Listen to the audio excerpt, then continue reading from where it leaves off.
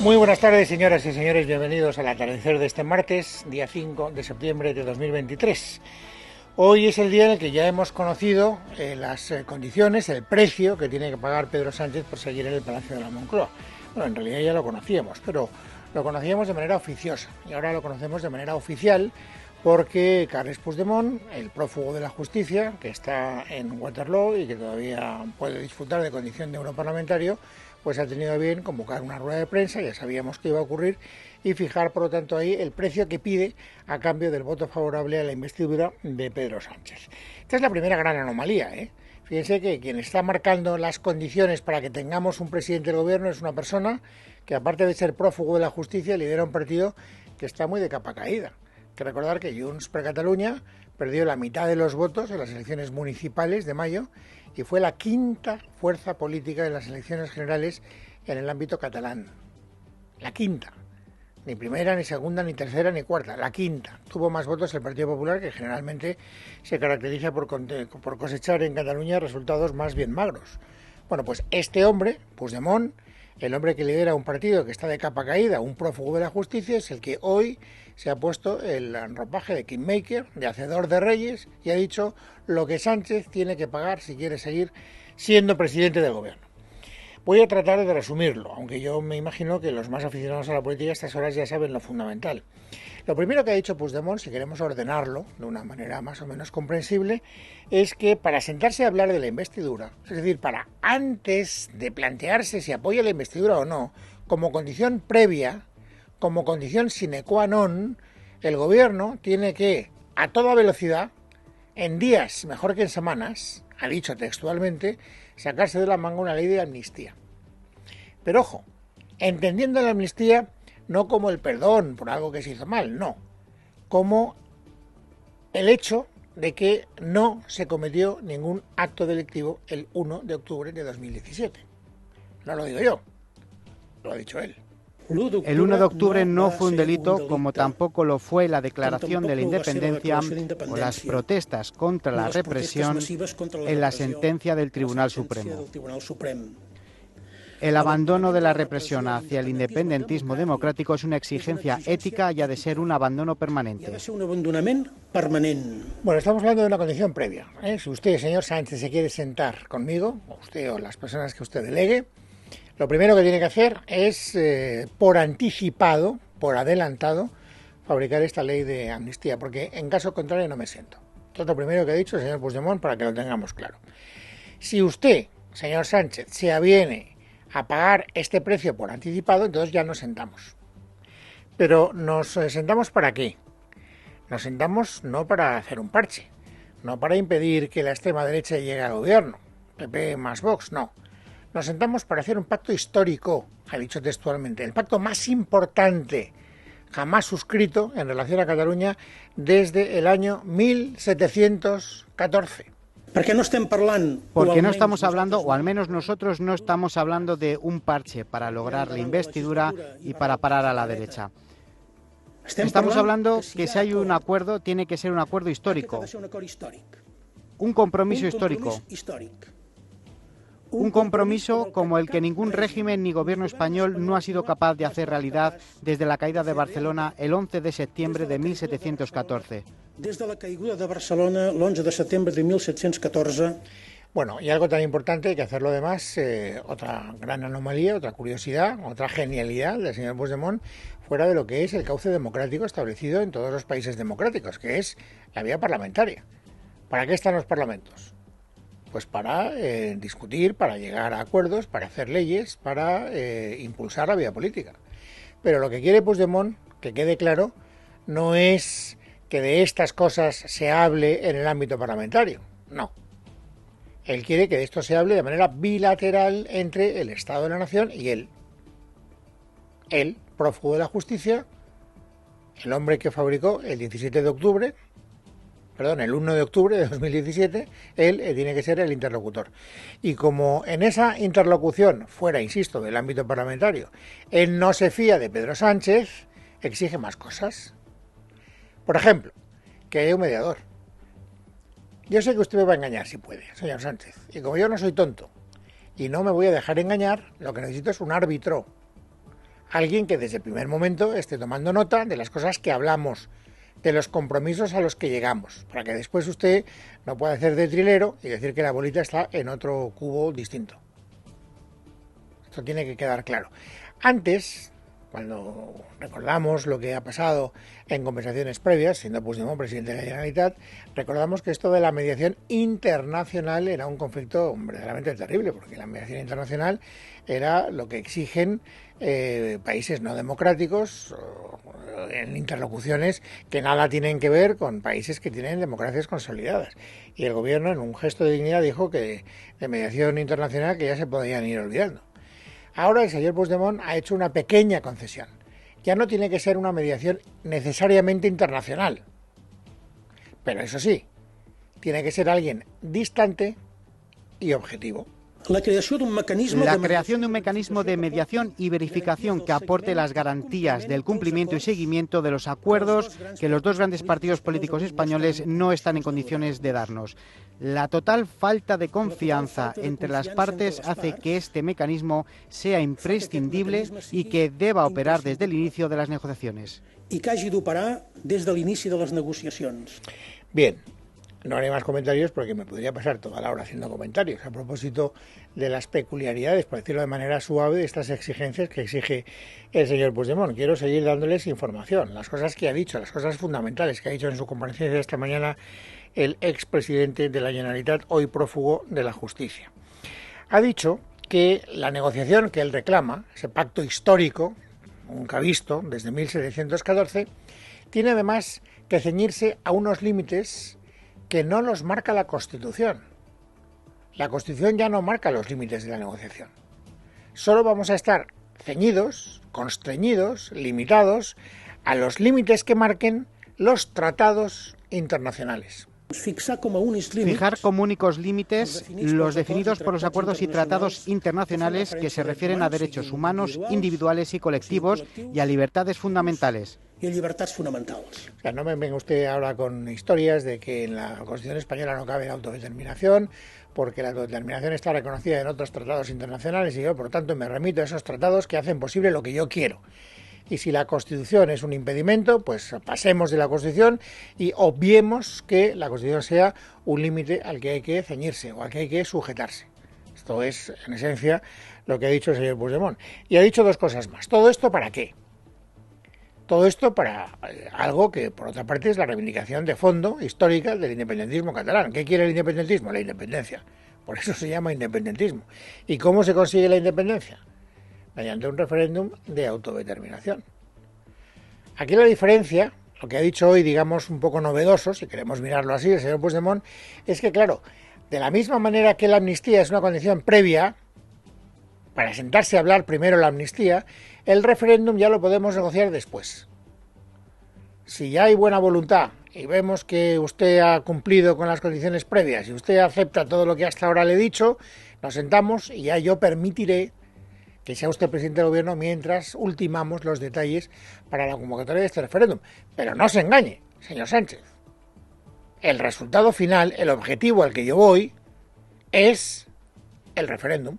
El pueblo catalán tiene el derecho de hacer realidad de manera democrática la decisión que ya tomó en el referéndum del 1 de octubre de 2017 de convertirse en un Estado independiente en forma de república. Y solo un referéndum acordado con el Estado español podría sustituir el mandato político del 1 de octubre tal y como hemos recalcado desde hace muchos años. Bien. También me morderé la lengua y no haré demasiados comentarios para no perder tiempo de manera innecesaria, porque después en la tertulia, como es lógico, vamos a analizar todo esto con todo un detalle. La conclusión. Estas son mis condiciones. En resumidas cuentas. Ha habido más, pero digo, yendo a lo fundamental. Y usted, señor Sánchez, usted, presidente del gobierno, usted, gobierno español, tiene dos posibilidades. O aceptar este trágala, o negociar conmigo, sabiendo además que yo pienso seguir haciendo lo que he hecho hasta ahora, o la alternativa, repetición electoral. Hoy España tiene un dilema de solución compleja. O se repiten las elecciones con el riesgo de que los equilibrios políticos acaben siendo tan frágiles como los de ahora, o pactan con un partido que mantiene la legitimidad del 1 de octubre y que no ha renunciado ni renunciará a la unilateralidad como recurso legítimo para hacer valer los derechos del pueblo catalán. Bueno, hasta aquí el resumen de lo que ha dicho Puigdemont. He querido ser exhaustivo, pero tampoco he querido ser excesivamente pesado. Así que en 10 minutos les he dicho lo que en más de una hora ha querido plantear el señor Puigdemont en la rueda de prensa de esta mañana en Bruselas. Bien, dicho lo cual, yo les tengo que decir, en otras condiciones, en otro momento político distinto, con otra aritmética parlamentaria distinta, este asunto hubiera durado 2 minutos. Que es lo que hubiera tardado el gobierno en decir, bueno, ya he oído lo que usted me pide, lo que usted me pide no se lo puedo dar, por lo tanto, se acabó la historia. Pero claro, ahora mismo la situación no es la que era hace 2 meses. Ahora, si el señor Sánchez quiere seguir siendo presidente del gobierno, tiene que ver la manera de atender estas demandas del señor Puigdemont. Por eso hoy no ha habido ninguna posición especialmente tajante del gobierno central, diciendo, oiga, usted me está pidiendo cosas que no le puedo dar, que sería lo normal. ¿Qué es lo que ha ocurrido hasta ahora? Ahora ya no ocurre eso. Ahora ya el gobierno busca balones de oxígeno para ver cómo sale de esta situación. Es verdad que hoy en la rueda de prensa posterior al Consejo de Ministros, la ministra portavoz Isabel Rodríguez formalmente ha dicho que, por supuesto, el gobierno no tiene ninguna otra intención que no pase por ceñirse estrictamente a la legalidad constitucional. Saben, como el conjunto de los españoles y de las españolas, que nos separan un mundo de esas posiciones, que nuestras posiciones están en las antípodas, y yo lo que sí quisiera es aprovechar para reiterar cuál es nuestro marco, que es la Constitución, y tenemos un objetivo que es la convivencia. Ya, muy bien. Bueno, esto, insisto, en otras circunstancias, en otro momento político distinto, hubiera sido algo así como punto final. Usted pide algo, yo no estoy dispuesto a dárselo, por lo tanto, ¿para qué vamos a seguir mareando la perdiz? Pero en la rueda de prensa posterior al Consejo de Ministros no solo estaba la ministra portavoz del Gobierno, también estaba el ministro del Interior, que además es juez. Y este no es un detalle baladí, porque estamos hablando de una cuestión de fondo que tiene que ver con la constitucionalidad o no de la ley de amnistía que pide el señor Puigdemont. Hay muchas personas, como luego veremos, algunos juristas, otros no, pero vamos, que tuvieron mucho que ver con el pacto constitucional, que entienden que la amnistía no cabe bajo ningún concepto en la Constitución del 78. Es más, que está prohibida explícitamente por la Constitución del 78. Sin embargo, el señor Marlaska no ha sido tan claro. Bueno, el señor Marlaska nunca es claro. Y la verdad es que no se caracteriza precisamente por explicarse especialmente bien. Como estaba en la rueda de prensa, los periodistas le han preguntado a él, en condición de jurista, claro, ¿usted tiene opinión? Y el señor Marlaska ha hecho 2 cosas. Primero, sentar las bases de lo que es la general de la ley. La general de la ley es, hombre, yo como ministro de Interior no puedo decir que el gobierno va a hacer algo distinto a lo que marque la Constitución. Yo creo que está todo muy claro. Las medidas que se adoptan por el gobierno siempre van encauzadas en un concepto, dentro del marco constitucional y dentro de lo que la Constitución permite, como es absolutamente lógico. Pero, ojo, segunda parte, la verdaderamente mollar de las declaraciones de Marlaska. Pero como yo no sé, como el gobierno no sabe si lo que pide el señor Puigdemont es constitucional o no, yo quiero respetar la Constitución. Y no sé si lo que me pide el señor Puigdemont es constitucional o no. Manda narices, ¿eh? El gobierno no lo sabe, no lo tiene claro. Por eso quiere explorar, escúchenlo, todas las posibilidades.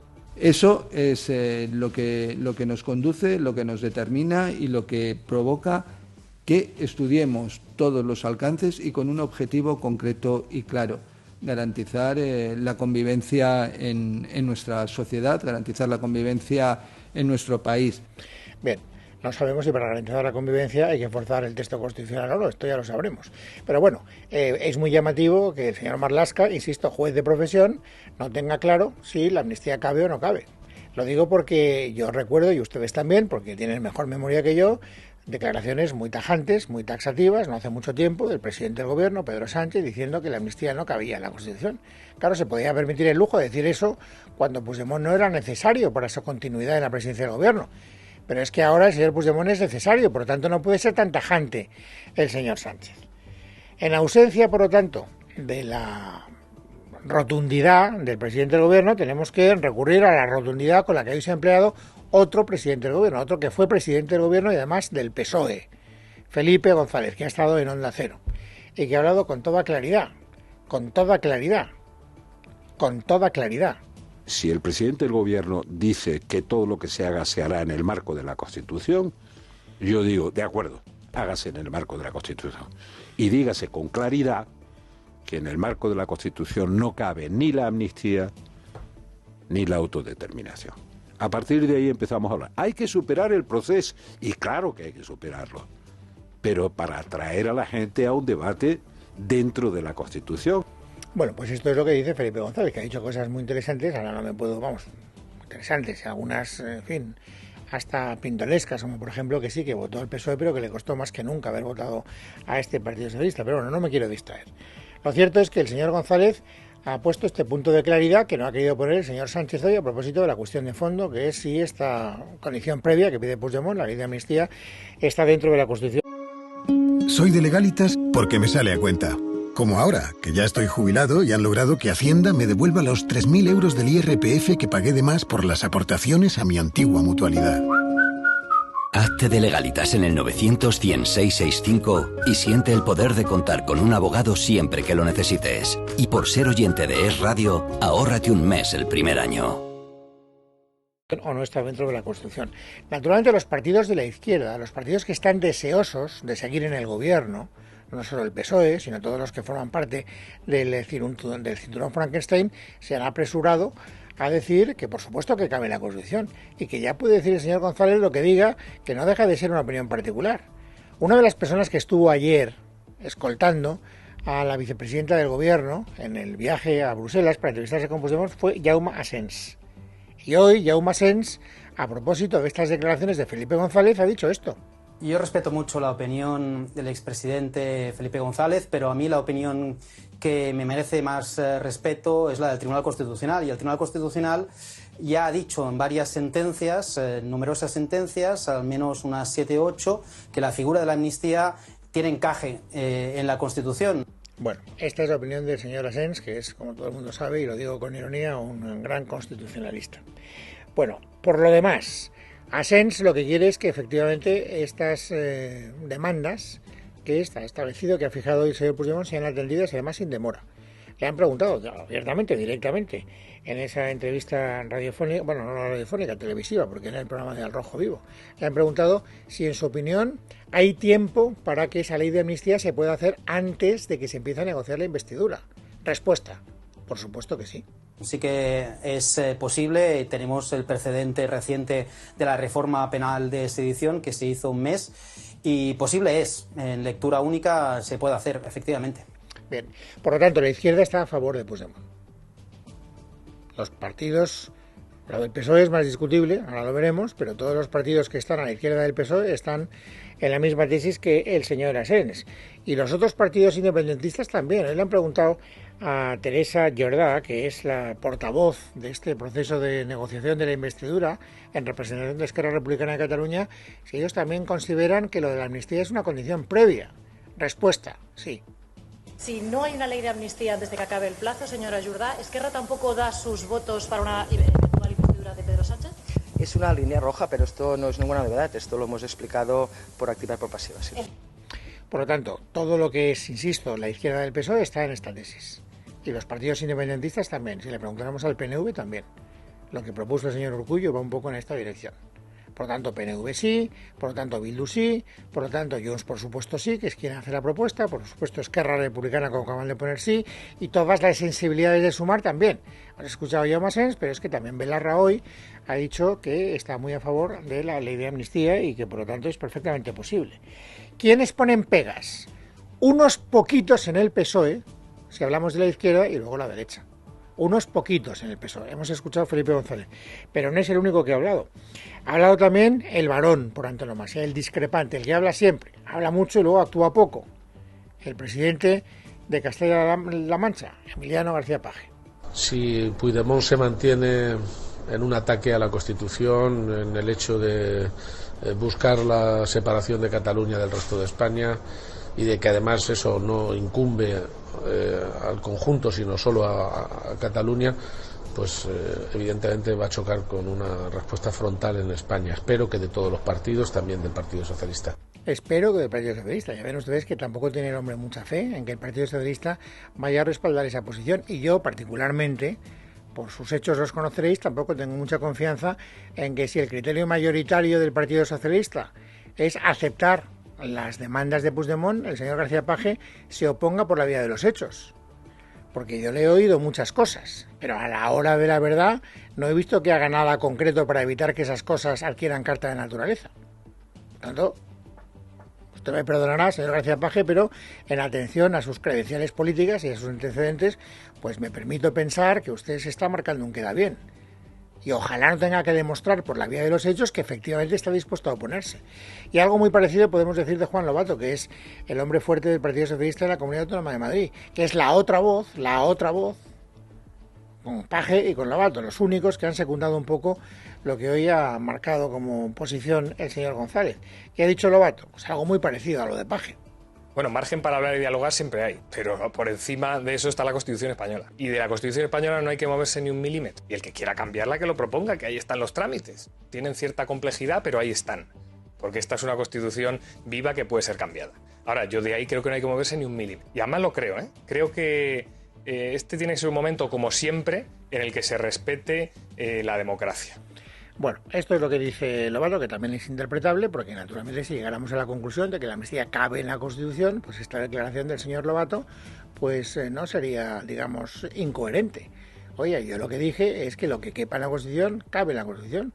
Si al final se llega a la conclusión, vaya usted a saber lo que dice el señor Cándido Conde Pumpido, el Tribunal Constitucional, que cabe la amnistía, que pide Puigdemont, pues apaga y vámonos.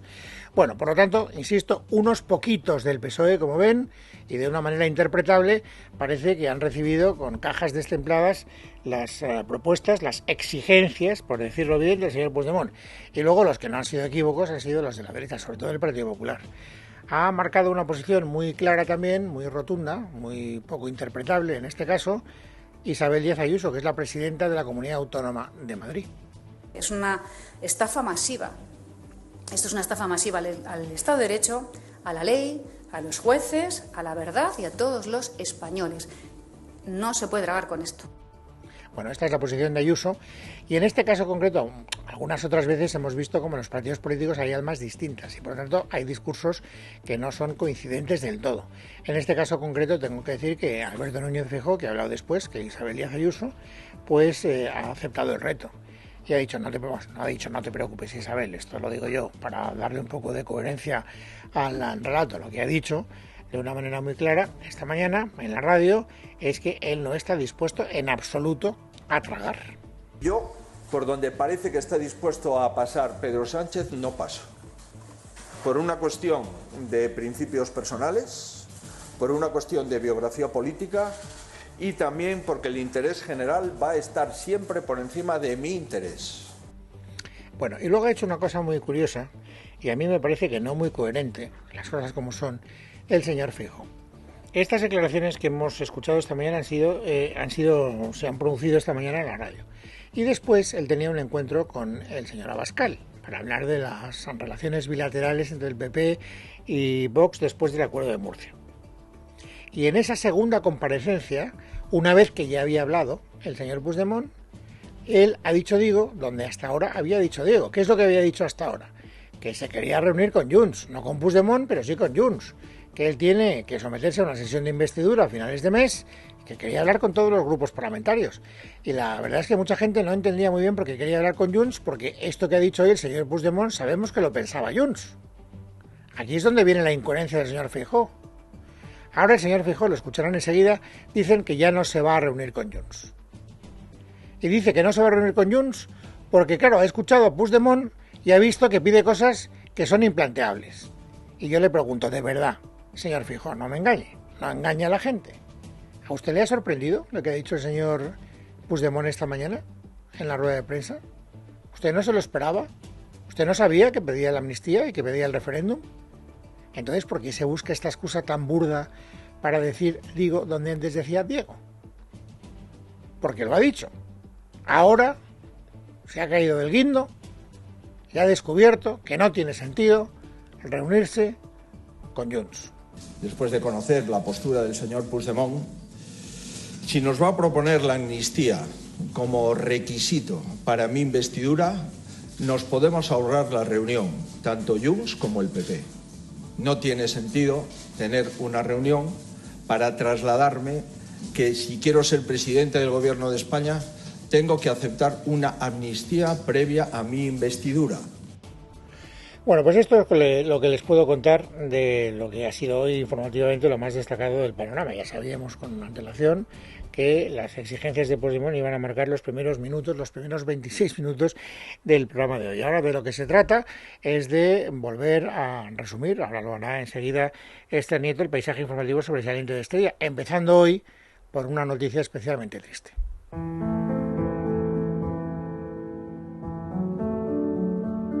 Yo sé que soy mayor, pero no sé por qué. Si porque sea mayor, no hay un sitio, ningún sitio, ninguna televisión de este país para mí. Yo necesito trabajar porque ese trabajo, aunque sea un poquito, llena mi vida y no estoy en mi casa sentada. Y a mí eso, y no me quiero poner a llorar, a mí eso me está haciendo mucho daño. El trabajo fue la gran pasión de María Teresa Campos y con él consiguió colarse en el recuerdo y el corazón de miles de espectadores que hoy la despiden. La popular periodista ha muerto este martes en Madrid a los 82 años.